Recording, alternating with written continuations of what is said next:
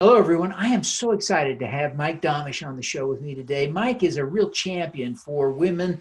And, in this day and age, in recent weeks especially, oh my gosh, this national discussion about Me Too has bubbled up to the surface again. And Mike is here to talk about it with me. You don't want to miss this episode. Mike, welcome to the show. Thanks for having me on, Devin. It's a pleasure. Now, Mike, I think before we go too far, you and I need to just address the irony of two guys sitting around talking about Me Too. And I'm conscious of that. I'm sure you are. What's your take? Is it appropriate for men to be talking about Me Too? Well, it's actually essential that we're all talking about Me Too. Here's really a key element, and I know in the intro you mentioned that we stand up and speak for women. What's also important for everyone to know is we stand for all genders, all sexual orientations, all identities. And we're all part of this conversation. When you look at who the perpetrators are, who the predators are, we have to talk about all genders, and we all have to look at how we personally are involved in this discussion, in this crime, in the culture that has enabled it to occur over thousands of years, and our roles. So therefore, we all need to be having the conversation. Excellent. Now, Mike, I appreciate your insights. You've been working at this now for decades, and so you were doing Me Too before Me Too was cool, if I can be so crass. But what is it about the culture that has allowed these patterns to develop, where women tend to be victimized, and then we created a culture where they don't always feel safe to talk about when they've been sexually assaulted? Let's talk about culture. We're going to go right into that. And I know you didn't mean to do this at all, but it's a good example, so I hope you don't mind. I'm going to use it. Please, use the example. When you said when Me Too movement wasn't cool. So even a little comment like that can seem harmless, and you caught it right away. You said, oh, that could sound crass. Yeah. It sounds like it's a campaign versus a reality. So one thing that we help people understand is that Me Too is not a phase. It's not a moment in time. It's a historical reference point. Now, what I mean by that is this has been happening forever. This has been a part of our history forever. Now we are simply having the reckoning of acknowledging on what level, on what frequency, on what volume level people have been experiencing this. Therefore, it's not going away. Me Too is not going to be gone in a year. It's not going to be gone in 10 years. I wish it was, because that means we would have solved the problem. But this is so deep culturally that we're working our best right now, let's say in my lifetime, where I can look at 30 years ago, we were here struggling, and now we're here. But the goal is to get all the way to here, to elimination. So maybe in my lifetime, we get to here. Maybe we get halfway there. That would be a wonderful achievement to get halfway there, because we can get the rest of the way in future generations. But that's really important for everybody listening to understand. This is not a moment in time where, oh, look at what's happening. Me Too. Me Too's always been here. The difference is survivors haven't been supported and been given a safe environment to come forward and say Me Too. And that's what's significant, is that all survivors, male and females, and all genders, all identities, are recognizing, hey, this is a place where I can feel safe. Now, as I say that, with what's happening in the news and what has been happening in the news, both politically and others, that is having good and bad effects, because there are survivors starting to think, this is triggering, this is harmful, this is painful for me to watch. So even though I feel supported over here, I feel I'm being harmed over here, and it makes it very difficult. Mike, as we look at the context of the Brett Kavanaugh appointment to the Supreme Court, we see a couple of things developing. One of them is a discussion around reluctance to come forward and acknowledge or report sex crimes. Why do you think that is across genders? Well, there's a multitude of reasons. There's no one. And that's what happens a lot of times, TV or news. They're like, what's the one reason people don't come forward? There's literally an unlimited number, because every survivor has different experiences. Sometimes during this case, survivors have said, I remember every detail of mine. How can this survivor not remember every detail of theirs? And that's legitimate because that survivor, that's how their trauma occurred. They're able to remember every detail. But other survivors will say, no, I don't remember a lot of the details from mine because the trauma affected me differently. And so my memories are working differently than this other survivor's trauma and how it impacted them. So every survivor's experience and how trauma impacts them and how sexual assault impacts them can be different. So the reasons survivors may not come forward can be different for every survivor.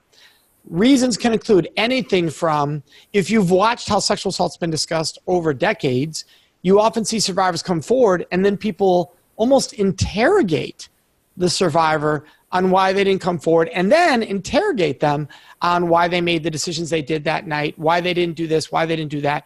And so many survivors start to self-blame because they see society blaming victims, they think, or survivors. They think, well, I must have done something. That's what society says. So there's self-blame and there's self-guilt that can exist. Other survivors may not have the self-blame and self-guilt, but they may fear the judgment that others will place upon them for the decisions they made. Others could think, well, what's the good of coming forward? Every time I see somebody come forward in the public eye, it doesn't seem justice ever happens, or that it's very rare that it happens. So why would I go through this incredibly painful, traumatic experience of discussing it now openly with the world? And then the others, it might be, how will this hurt my family if they find out? How will this hurt my loved ones if they find out? How could this impact my career, depending on what you do for a living? All of these possibilities, and these are this is tip of the iceberg of all the possibilities. So there's so many different reasons a survivor might not come forward. Another one we didn't mention could be repressed memories. In other words, due to the trauma, their memory system has actually shut down those memories. 30 years later, something happens in the news that triggers it, and now it's all flooding back. And now you're realizing, oh my gosh, this happened to me when I was 10 or when I was 22 or when I was 30. And it's all new, even though it happened 30 years ago. Yeah, it's really complex, and I appreciate you helping us understand all of those issues. One of the things that concerns me that's coming out of the Kavanaugh crisis is the president's remarks that he worries about young men today having to live in a world where women come forward and report these things, or in his mind, apparently, make them up. What's your take on that? Does that concern you? So it's not just the president. I want to be very clear here for everybody watching and listening. I hear that all the time from people of all different backgrounds and demographics that, what about our boys? I hear this from parents of boys, and I'm parent of 4 adult men. Are you scared for your sons? And here's the reality. You should be no more scared for your sons today than you were 2 months ago, than you were 20 years ago. When people say, I'm scared for our sons, that they're going to be falsely accused, it implies that false reports are soaring and they're happening all over the place. When reality says there's nothing true to back that up. Nothing. In fact, when you look at statistics of false reports, of those reported, the highest percentage any research can show is between 3 and 10% false reports of those reported. But keep in mind, only 1 in 3 are reported. So if we have 100 reports of sexual assault that are reported, that means actually 300 cases occurred. And at highest, 10 were false reports in these numbers, right? 300. So you are talking 3%. 3% at the highest level of false reports. The difference is those 3% get all the news coverage when they happen. So we have a 97% versus a 3%. So if we're saying we need to talk about false reports, yeah, we should talk about them at most 3 minutes to every 97 minutes we talk about actual assaults. The problem is that's not what's happening. So there's perception that it's dangerous for boys, that it's dangerous. And I've heard some people out there say, well, I know a lot of people that have been falsely accused, to which I honestly ask, who are you hanging out with? You ask most people, how many people do you personally know that have ever been falsely accused of this crime? Most people are like 0. Yeah. You in the media? Yes, but somebody I know in my life? 0. And if they can think of any, it's 1. And how many people do you know in your life? Thousands. So this is incredibly rare. Now, don't get me wrong. For the one time it happens, it's awful and it's horrible and nobody's downplaying that. But let's understand, 3 minutes to 97 minutes. That's how much time it should be getting at most.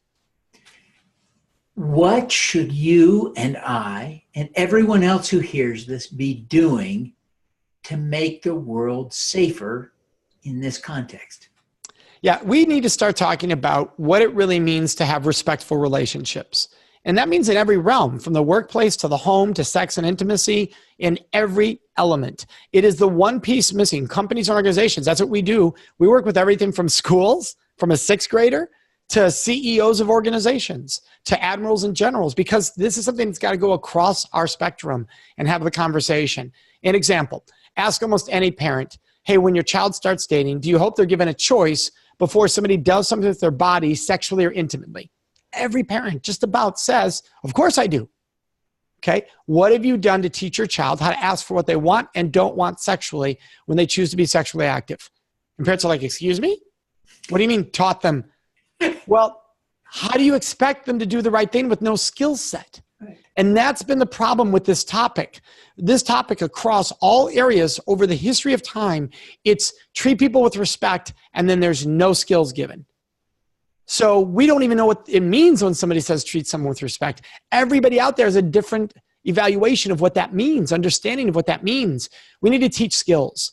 So if it's consent, I need to teach you how to ask for what you want. I ask you for a kiss, ask you what do you want to have and what do you want to do in bed together, so that it's mutual, not just that I'm trying to get you to say yes. That's coercion. That's getting your permission versus being mutual. We want it to be mutual. If you're in the workplace, one thing we challenge audiences when working with companies, how many of your workplace relationships are mutually amazing? It's not even a term companies use. And so when we present this to them, they're like, whoa, mutually amazing relationships. Yeah. What does that look like in the workplace? So that's what we should all be striving for. How are we building mutually amazing relationships? In the workplace, when you talk about a mutually amazing relationship, you're talking about something very different than a mutually amazing relationship in a marriage. What do you mean in the workplace? Well, the key components are the same. So example, Devin, what would you think would be key to a mutually amazing relationship in a marriage? Well, love and time together. Okay, so care. You care for the other person. Yeah. Absolutely. How about communication? Yeah. Right? That's mutual. That not one's dictating the conversation all the time. It's mutual. How about I know what bothers you so that I don't trigger that behavior? Yeah. In a mutually healthy relationship, I know what triggers you. I know what triggers me, and I've shared that with you so that we can create an environment that stays away from triggers that cause harm for each other. Companies aren't having these conversations. If you ask most bosses, hey, what triggers your subordinate? They're like, what? What triggers them? Like, yeah, there's things you do that annoy them. And there are things you do that they feel disrespects them. Because this is true in all relationships. Do you know what they are? Because if you don't know what they are, that means you don't value the relationship enough to find out. And that's what mutually amazing relationships. I want to turn to people and go, what do I do that annoys you? What do I do that makes you feel not as valued as much or disrespected? And they say, oh, nothing. Well, it's okay, because I'd rather know if there's something. I want you to be able to say it so that I can make sure that I'm aware if I ever do it. I'll give you an example. I was once on a phone call with somebody that worked with me. And I was getting all excited and really passionate. As you can tell, I'm a high energy person. And she suddenly went, whoa, Mike, can you call me back in a minute? And I heard her suddenly tone just drop. And I'm like, whoa, something just happened on this call. Yeah. But I'm like, okay, want to respect your boundaries. I'll call you back in a minute, she says. A minute goes by and I'm starting to think, what did I do? What did I say? 5 minutes go by, she's still not calling back. 10 minutes go by, she's not calling back. 20 minutes goes by, she calls back. And she goes, okay, we can continue. And I want to pause because I did something. I could feel that I did something by the way that happened. And that's my fault. That's not yours. But I want to know so I don't do it again if you're comfortable telling me. And she goes, Mike, when you got that excited, you got that high energy in you, I felt I was being bulldozed. And you didn't mean to bulldoze me. That's not what you were doing. That's who you are. You get excited. But because of my past history, when somebody does that, I feel disrespected and that I'm being run over. And I know you didn't mean that. No, you didn't mean that. But that's why I needed a break. And I said, and that's my fault for not knowing. Because I should have known your triggers. We work way too close to each other for me not to know what's going to make you feel disregarded, disrespected, or not valued as much. I should have asked you by now. That's what we're talking about. Wow. You know, you are probably a really good husband after working on this for 30 years. Keep in mind, I'm a human being, which means I still struggle with everything I'm discussing right now because we're human beings. Yeah. So it's a challenge. We're never going to get even what we teach right. In fact, the more we teach it, the more we're aware of it, right? So the more I'm working with organizations, the more I have to look in the mirror and go, remember that now. You just said that today. Are you living that today? Right? We have to be authentic to our message. Tell us just a little bit about, and I realize you could take an hour, but take 2-3 minutes and tell us about the programs you run for each audience. Because I know you've got online training, you speak, you do trainings. Tell us a little bit about what you do to help address this concern out there in the world.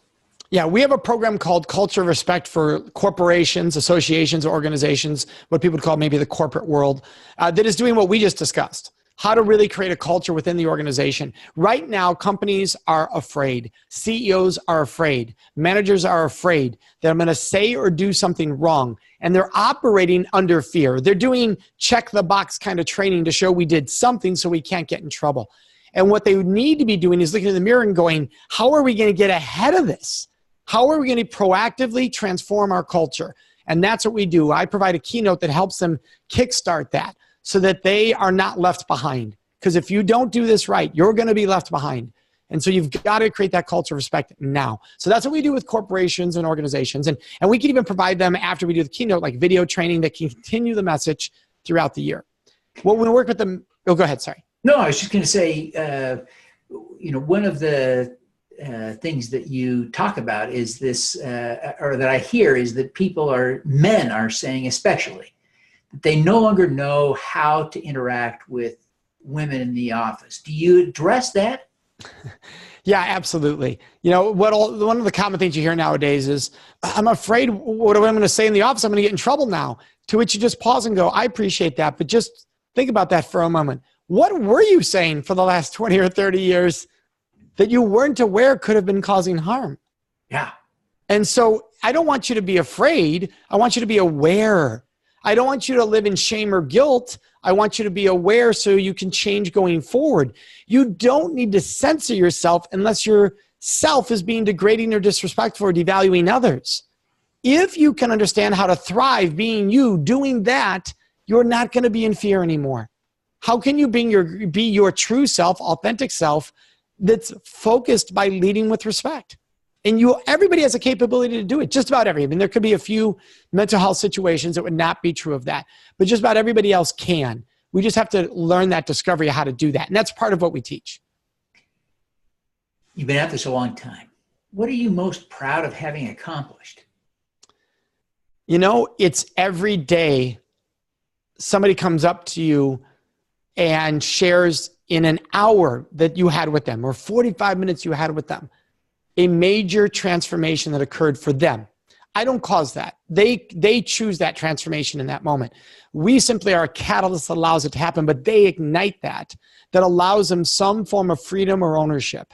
And what I mean by that is that could be anything from a survivor who comes forward who has never told a human being that this happened to them. Yesterday, it happened to me. I was at an organization and somebody came up and they wanted to pull me to the side and talk to me, and you could start to see the emotion. And they had just talked to the services that were available at the event for that crime, for sexual violence. And they were stepping forward and coming forward as a survivor for the first time, and then wanted to come over to me and say, I just did this, and I wanted to share I did this because I felt safe due to today's program to do this. The emotion I could see in them led to emotion in me. This is why we do the work we do. So there's that example. And then there's the person who says, hey, Mike, I saw myself in the character who was doing things wrong in your stories. I don't want to be that person anymore. I know that I can be better than that person. And now I know I have the skills how to do it. Thank you for allowing me to transform how I was presenting myself to this world. So those are two very different versions of having breakthroughs. But every time that happens, that's a memory of why we do this, and just gets us more invigorated to keep rolling. What's the most important lesson you've learned after 30 years of doing this? The most important lesson I learned is I don't, and no one can, change anyone. I do not create change in my audiences. I don't. I'm a guide. I'm a guide that presents you some skills and tools that maybe you've never seen or heard before. And I guide in a way that allows you to have full ownership of it. Not me. You're the brilliant one. You know, you're so brilliant as an individual that I'm simply providing these things that you can insert into your life and change it at a whole nother level because you choose to. I end all my shows by saying today's been all about choices. And the next one, it's yours. Because who's going to determine what happens next. And I think that's the one thing we have to learn. If we're teachers, we're educators, we're parents, we're speakers, we're authors, we don't change people, even with all the influence we may have. They do. We can be incredible guides, though. We can be wonderful at trying to be a guide. That's a really powerful lesson. Mike, I'm curious. You have really persisted in doing this for a long time. I keep saying that, but it really struck me as I've been looking at your background and bio that this is not something you picked up after Harvey Weinstein got caught a year ago. You go way back. Why? Why on earth did you choose this path? Yeah, I didn't choose it. This path chose me. I mean, in some way I chose it, but I did not plan to go down this path. I was a 19-year-old college student, raised in a very close-knit family of 3 older sisters, when I received a phone call that the youngest of those older sisters had been raped. And I couldn't believe what I was hearing. I was outraged. I was furious. I was crushed. I was hurt. And over time, the person was caught and would go to prison for life, but that still didn't take away the anger that was inside me. It didn't make me feel better about what happened. And suddenly I heard a speaker on the topic when I was in college after this happened and realized, wait, could I use my voice to make a difference here? And while I'm angry at this rapist for what they did to my sister, the speaker made me recognize, what have we all been taught that's really messed up about consent? 30 years ago, if you spoke to a high school audience and said, can a person not of sound mind who's drunk give consent? The whole audience yelled, yes, of course. They said yes. That's where we were at the time.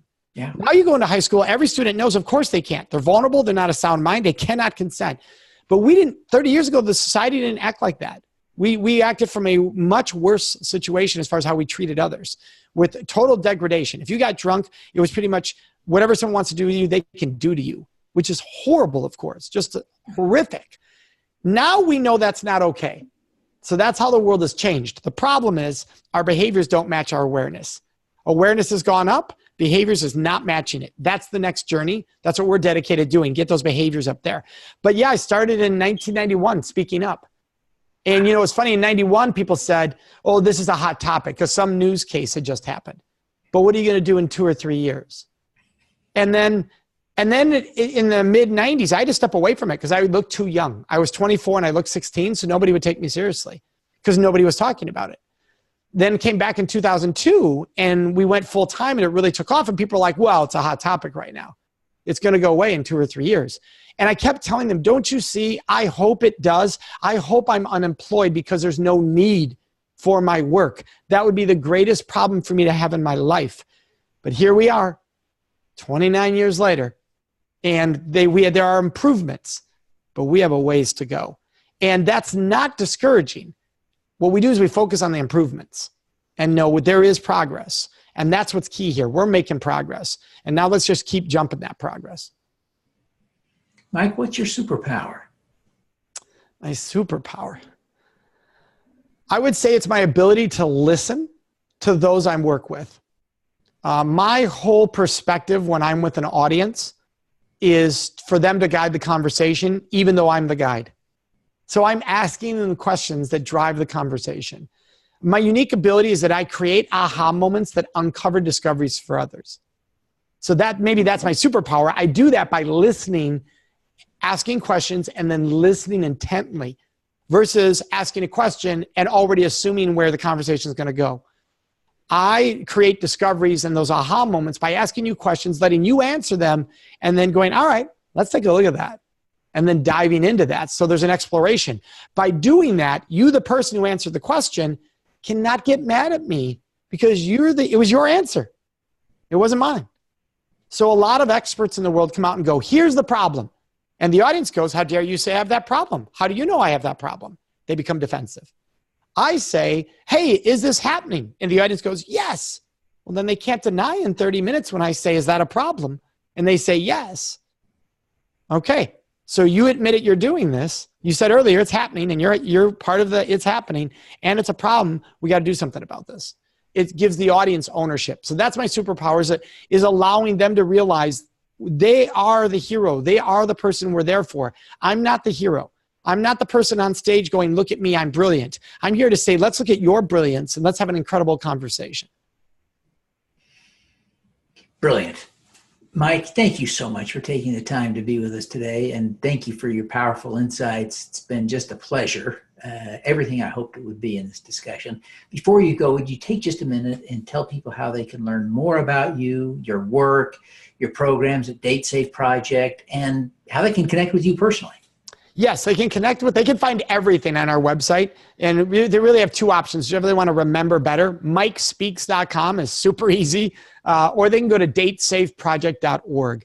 On there, at the lower end of the footer, you're going to see all our social media. So you can connect to me that way. There's a contact us button, so you can get a hold of us that way.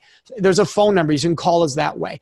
And that's really the best way for people to reach out to us is go to either MikeSpeaks.com or datesafeproject.org. You know, Devin, I didn't get to ask you, what's your superpower? Oh my gosh. Tenacity. You are about episode 1010. I don't know how to quit. So yeah, that's mine. So. I love it. Thank you for sharing that. Mike, it's been a joy talking to you. Thank you so much for the time. And we wish you every success in changing this culture around the world that denigrates some human beings to less so we could stop doing that.